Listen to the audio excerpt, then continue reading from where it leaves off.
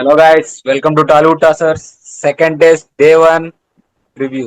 ఎంతో అనుకున్నాం, team selection అది ఇది అది ఇది అని.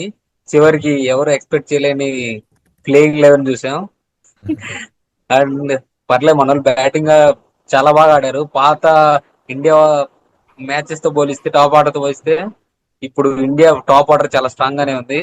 అందులో ముందు టీమ్ ప్లేయింగ్ 11 గురించి మనం ఏమనుకుంటే ఏమొచ్చాయి, ఇంకా కొన్ని ప్లేయర్స్ యాడ్ అవుతారు అనుకున్నాం, వాళ్ళు మిస్ అయిపోయారు. మొత్తం day two, test to day 1 గురించి మొత్తం మాట్లాడదాం. Let start. Yes yes first Nikhil bro. Actual గా లాస్ట్ మ్యాచ్ యాక్చువల్ గా మనం టాస్ ఓడిపోయి బ్యాటింగ్ చేసిన సేమ్ సినారియో రిపీట్ అయింది. నాకు తెలిసి సిమిలర్ పిచ్ అనిపిస్తుంది, కాకపోతే దాంతో పోలిస్తే ఇది యాక్చువల్ గా అంత బ్యాటింగ్ ఫ్రెండ్లీ కాదనిపిస్తుంది. బట్ కంపారిటివ్లీ బ్యాటింగ్ కే ఎక్కువ అడ్వాంటేజ్. అండ్ ఇంగ్లాండ్ ఫేవరబుల్ గానే మళ్ళా దే చూస్ టు బౌల్. ఇది ప్రజెంట్ టాస్ టైంలో చూస్తే వాళ్ళకి అడ్వాంటేజ్. బట్ మన వాళ్ళు మాత్రం చాలా బాగా స్టార్ట్ చేశారు. Very good start. End of the day 300 or 300 at for 5 అంటే వెరీ గుడ్ స్టార్ట్. అందులోనూ మనం 200 ఫర్ 5 ఉండే అనుకుంటాం స్టేజ్ లో. 211 ఫర్ అక్కడి నుంచి వెరీ గుడ్ కంబ్యాక్ అసలు. నిజంగా. సో ప్లేయింగ్ 11 గురించి ఏం ఎక్స్పెక్ట్ చేసాము, అసలు ఏం జరిగిందో ఒకసారి మాట్లాడు. ప్లేయింగ్ బ్రో ఏంటి బ్రో? సరే బాగా బ్యాటింగ్ అది ఓకే. ప్లేయింగ్ లో ఏంటి బ్రో? T20 స్ట్రాటజీలు తీసుకొచ్చి టెస్ట్ మ్యాచ్ లో అప్లై చేస్తాడండి గంభీర్. నాకు అర్థం కాదు. ఆల్రౌండర్స్ తో గెలిపేద్దాం అనుకుంటాడు. కాదు, ఒక ట్వీట్ చూసా నేను ప్రెస్ కాన్ఫరెన్స్ లో మాట్లాడుతూ, నువ్వు ఎన్ని రన్స్ చేసినా, ఆఖరి 1000 రన్స్ చేసినా కానీ 20 వికెట్స్ తీయకపోతే టెస్ట్ మ్యాచ్ గెలవలే అని చెప్పి గంభీర్ ప్రెస్ కాన్ఫరెన్స్ లో అంటాడు. అలా అన్నవాడు వచ్చి ఈ సెలెక్షన్ ఎలా తీసుకున్నాడు? లాస్ట్ టైం ఉన్న బౌలింగే వీక్ అనిపించింది అంటే, అంతకంటే వీక్ బౌలింగ్ అటాక్ అదే కదా. ఎలా తిద్దాం అనుకున్నాడు 20 వికెట్స్? మీరు ఇద్దరు స్పిన్నర్లు వెళ్దాం అనుకున్నప్పుడు కుల్దీప్ యాదవ్ లేకుండా ఇద్దరు స్పిన్నర్లు ఎలా ఆడిపించిండ్రా అసలు? గంభీర్కే తెలియాలి. కాదు, మన శుభ్మన్ గిల్ అన్నాడు కదా, మన శుభ్మన్ గిల్ కూడా అన్నాడు 20 వికెట్స్ తీయకుంటే మన టెస్ట్ మ్యాచ్ కూడా గెలవం అని చెప్పి. తీరా చూస్తే ఈ రోజు టాస్క్ వచ్చాక మా టాలెంట్ వీక్ ఉంది, అందుకని మేము కొంచెం కుల్దీప్ యాదవ్ కోసం వెళ్ళాలనుకున్నాం, కానీ మా టాలెంట్ ఈక్వలం వల్ల మళ్ళీ సొందాన్ని తీసుకురావాల్సి వచ్చింది అన్నాడు కదా. నాకు తెలిసి నేను చూసిన bowling attacks, Indian bowling attack visiting other countries లో మనం కంపేర్ చేస్తే weakest bowling attack. Wicket takers ఒకరు కూడా లేరు మన బౌలింగ్ అటాక్ లో. సిరాజ్ ఒక్కడే. అందరు న్యూ బౌలర్స్. సిరాజ్ కూడా ఫామ్ లో లేడు కదా, అందుకని అంటున్నాను. అట్లా కాదు, నాకు తెలిసి గంభీర్ అంత పెద్ద హిపోక్రిట్ లేరురా ఇండియన్ క్రికెట్ లో. ప్రెస్ కాన్ఫరెన్స్ లో ఏమో 20 వికెట్స్ తీయకపోతే మ్యాచ్ గెలవలేమంటాడు. తీరా అదే కదా. తీరా ప్లేయింగ్ 11 చూస్తే ముగ్గురు ఫాస్ట్ బౌలర్ తో ఆడిపిస్తాడు. శుభన్ గిల్ ఏమో టీం అంతా ఇట్లా ఏమంటారు, ఒక కాన్ఫిడెన్స్ తో ఉండాలి, ఎక్కువ షఫుల్ అటు చేయకూడదు, అది సెక్యూర్. టీం అంతా సెక్యూర్ గా ఉండాలి, ప్లేయర్ కి సెక్యూరిటీ ఉండాలి వాళ్ళ స్పాట్ కోసం అని చెప్పి అంటాడు. మళ్ళీ సాయి సుదర్శన్ ఒకటే ఒక మ్యాచ్ ఆడిపించి పాపం ఒకటే మ్యాచ్ తర్వాత తీసేసిండు. క్లియర్ లేదు, బేసికలీ కొంతమంది ఇంజురీ అంటున్నారు, కరెక్ట్ గా తెలియదు. ఇంజురీ వల్ల తీసారో లేదా టీమ్ బ్యాలెన్స్ కోసం తీసారో మరి. కాదు, ఓకే. ఏంటి మరి Nitish Reddy number 6, what are your thoughts? నువ్వు అన్నావు కదా నెంబర్ 6 లో నితీష్ రెడ్డి అంత కరెక్ట్ పొజిషన్ కాదు, బ్యాలెన్స్ ఉండదని. బట్ పర్లేదు, is a better batsman compare to other.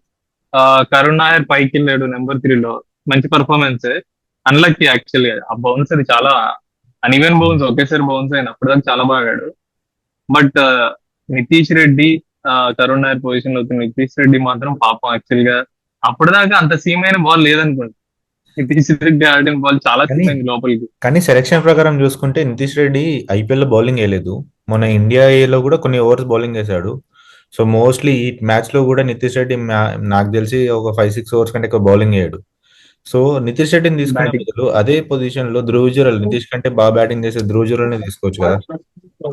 అట్లా అన్న, ధ్రువ్ జురెల్ మామూలుగా ఆడాడులే గానీ, బట్ ఇంటర్నేషనల్ టెస్ట్ మ్యాచ్ లో అంత పర్ఫార్మెన్స్ ఇవ్వలేదు ధ్రువ్ జురెల్. ఇచ్చాడు బట్ నువ్వు చూసుకుంటే నితీష్ కుమార్ రెడ్డి ప్రూవెన్ బ్యాట్స్మెన్, 100 కొట్టాడు కూడా.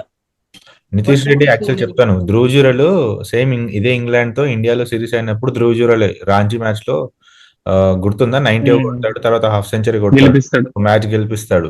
అది ఇండియా అండ్ కదన్నా, కానీ ఓవర్సీస్ లో మంచి పర్ఫార్మెన్స్ ఓవర్సీస్ ఉన్నది. అక్కడికే వస్తున్నా. బీజీటీ కూడా ముందు ఇండియా మ్యాచెస్ అయినప్పుడు కూడా ధ్రువ్ జురెల్ ఆ మ్యాచెస్ లో పర్ఫామ్ చేస్తాడు. బీజీటీలో కూడా ఛాన్సెస్ ఇవ్వరు ధ్రువ్ జురెల్ కి.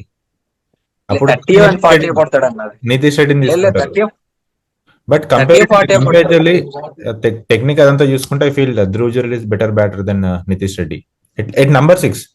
కానీ Nitish Reddy number 7 was okay, but number 6 ఎందుకు మరీ ఎర్లీ అనిపిస్తుంది నాకు. ఎన్కేఆర్ చూద్దాం. ఏమో ఛాన్స్ But ఇవ్వాలి okay. ఇచ్చారు. కాకపోతే మనం మళ్ళా కంబ్యాక్ టు గంభీర్ డెసిషనే, ఆల్రౌండర్స్ తోటి మ్యాచ్ గెలిపేద్దాం అనుకుంటాడు. బట్ మనకి ఎలా అయిపోయిందంటే ఇటు పర్ఫెక్ట్ బ్యాట్స్మెన్ లేడు ఆ పొజిషన్ లో, సరే బౌలింగ్ హెల్ప్ అవుతుంది, పర్ఫెక్ట్ బౌలర్ కాకుండా అయిపోయింది. ఓకే, సెలెక్షన్ అనేది పక్కన పెట్టేద్దాం, ఇవాళ పర్ఫార్మెన్స్ గురించి మాట్లాడదాం. ఎస్పెషల్లీ స్టార్టింగ్ విత్ గిల్ కాదు, Jaiswal. Perfect start Jaiswal. Actual కొద్దిగా టైం తీసుకున్నాడు కానీ ఇనిషియల్ గా, తర్వాత ఒక ఫ్లో లో ఉన్నాడు, కొడుతూనే ఉన్నాడు అంటిల్ అన్ఫార్చునేట్ గా అవుట్ అయ్యాడు 87 లో.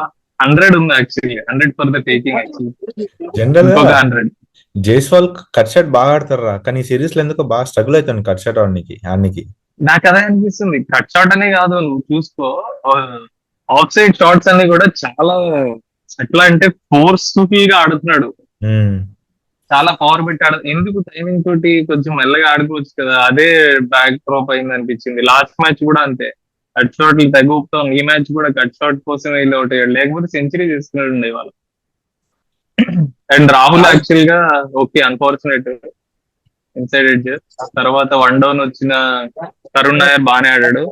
తర్వాత మన 2 డౌన్ గిల్ యాక్చువల్ గా స్పెషల్ నాక్, చాలా బాధ్యతగా ఆడాడు, కంట్రోల్డ్ గా, ఎక్కడ కూడా ఒక్క లూజ్ షాట్ లేదు. గిల్లు నాకు తెలిసి నెక్స్ట్ విరాట్ కోహ్లీ ఇన్నింగ్స్ ఉంటుంది చూడు, ఆ ఇన్నింగ్స్ అంతా ఇంగ్లాండ్ లో 2-3 సెంచరీలు చేసి మంచి లాస్ట్ కెప్టెన్సీగా చేసి ఒక సిరీస్ ఉంది చూడు, ఆ రికార్డ్స్ అన్ని అవగొట్టేస్తాం, కెప్టెన్ రికార్డ్స్ అన్ని. కానీ ప్రాపర్ గా ఆడుతున్నాడు నా గిల్లు. ఇదే గ్రౌండ్ అనేది ఉంటదేమో బ్రో మ్యాజిక్. అంటే ఇండియన్ కెప్టెన్సీ అనేది ఒకటి మనకు వస్తే తెలియకుండా వస్తుందేమో రెస్పాన్సిబిలిటీ.